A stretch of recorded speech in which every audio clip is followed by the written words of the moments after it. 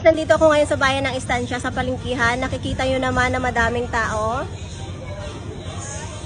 At maingay dito guys. Ang ingay ng tao at ang ingay ng mga sasakyan. At dito ko talaga matitest at masusubok itong binili kong TNW837 sa TikTok. Na ang sabi daw ay nagre-reduce to ng ingay. Kaya itry na natin. First, ilagay ko muna to. Yan, open na siya. Tapos, pag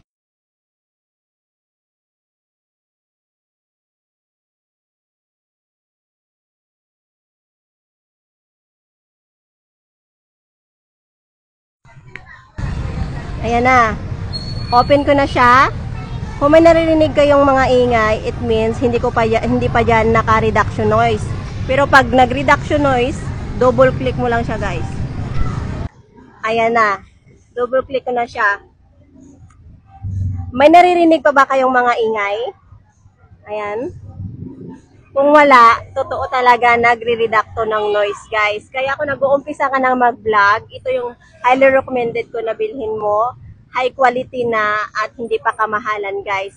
At saka pinili ko pala itong kulay na to kasi ang ganda niya talaga, as in. Maganda sa personal talaga. At alam nyo ba, pwede din kayo dito makapag-charge. Dalawa pa lang yung laman niya, guys. Pwede kayo dito makapag-charge, ha. Ayan. At dito pwede din.